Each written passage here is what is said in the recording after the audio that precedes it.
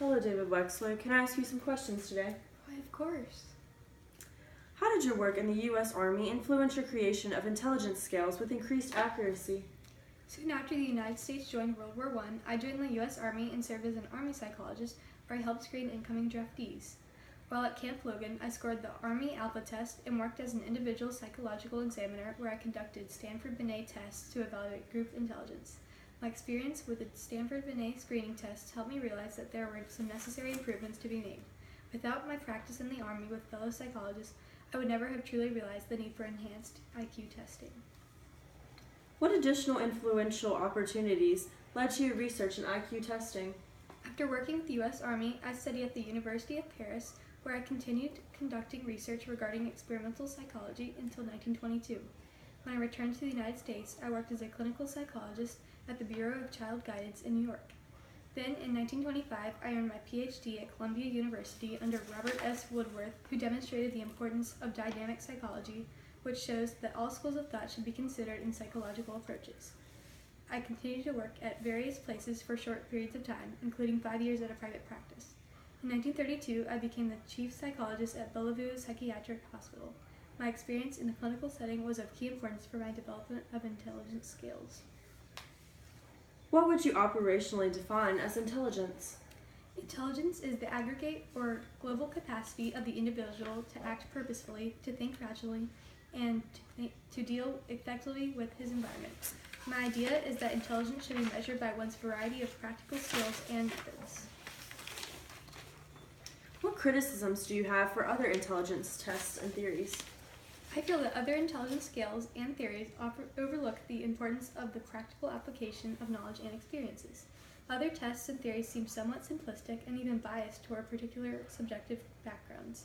They also tend to focus on very narrow-skilled topics, such as only the level of reading and writing skills. I feel that there is much more to intelligence than just being able to read and write. That makes sense. What was your primary purpose in creating the WIMS, WISC, and WAYS intelligence skills? I created my tests so that they focus on a wide variety of practical tasks and so that different tests could be available for a wide age range. I built my tests to measure general knowledge, the use of language, the ability to reason, memory, spatial skills, the ability to sort and sequence tasks, and problem solving. Compared to other standard IQ tests, I believe that my approach helps recognize a wider variety of important human skills and abilities. What are the main differences among your intelligence skills? Please tell me more about each test and how it pertains to a more accurate method for IQ testing. In 1939, I developed the Wechsler-Bellevue Intelligence Scale, which is primarily called the Wechsler Adult Intelligence Scale, or WAIS. This test focuses on discovering clinical research regarding adult intelligence. This test is used for those who are in adulthood and for those who are 74 years or older. In 1945, I created the Wechsler Memory Scale, or WIMS, which is an additional section to the WAIS test. The WIMS is a neuropsychological test that measures memory function in a person and is used for those aged 16 to 90. In 1949, I developed the Wechsler Intelligence Scale for Children, or WISC. This test is used for testing children aged 7 to 16. The WISC test not only used a measure of intelligence, but can also be used clinically for the diagnosis of ADHD and other learning disabilities. In 1967, I developed the Wechsler Preschool and Primary Scale of Intelligence, or WPPSI. This test is used for children aged 2.5 to 7. I feel that these tests are more appropriately ordered based on age, which is a vital part of intelligence research, as all ages have varying instances of growth, deterioration, hormone regulation, and neural stages. And here is the WAIS testing kit that can be used to test intelligence for adults. Interesting. What is your thinking on how a mental age is incorrect? I disagree with the idea that there is a perfect mental age that can be assigned to a person, so I focus more on defining normal intelligence as the mean test scores for all members of a particular age group. In conjunction with my intelligence scales, I've used the deviation quotient, or DQ, which is a technical innovation that replaces the use of mental ages in computing IQ scores. This greatly improves the utility of normative comparisons when intelligence tests are used with adult examinees. What are examples of the verbal and performance aspects of your intelligence skills? Well, as you can see from this chart, verbal IQ can be broken down into two subtypes: verbal comprehension index and working memory index. The Verbal Comprehension Index focuses on things such as vocabulary, similarities, information, and comprehension, whereas the Working Memory Index focuses on arithmetic, the digit system, and letter numbering sequencing. For Performance IQ, the two subtypes are Perceptual Organization and Processing Speed Index. Perceptual Organization Index focuses on picture comprehension, block design, and matrix reasoning, whereas Processing Speed Index focuses on digit, symbol, precoding, and symbol speed. I see.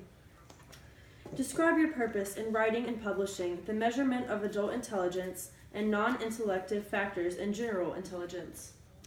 I feel that my books, The Measurement of Adult Intelligence and Non-Intellective Factors in General Intelligence, are helpful tools for other psychologists to reference for information regarding proper intelligence testing.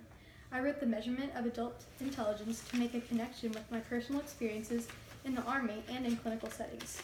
The book has two parts to it, the nature and classification of intelligence and the Bellevue intelligence scales. My other published book, Non-Intellective Factors in General Intelligence, has the primary purpose of providing information on crucial factors to consider when performing intelligence tests. The primary factors are verbal comprehension, number space, associative memory, perception speed, and reasoning. How do you hope to leave a lasting impact on present society and the future world? I hope that my intelligence skills and published books will help other psychologists, military screening officers, and clinical healthcare professionals.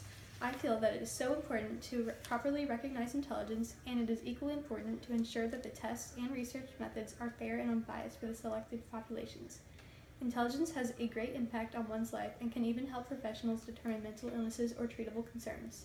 Although I know science will continue to change and improve, I hope that my methods are of use to future generations. Very nice.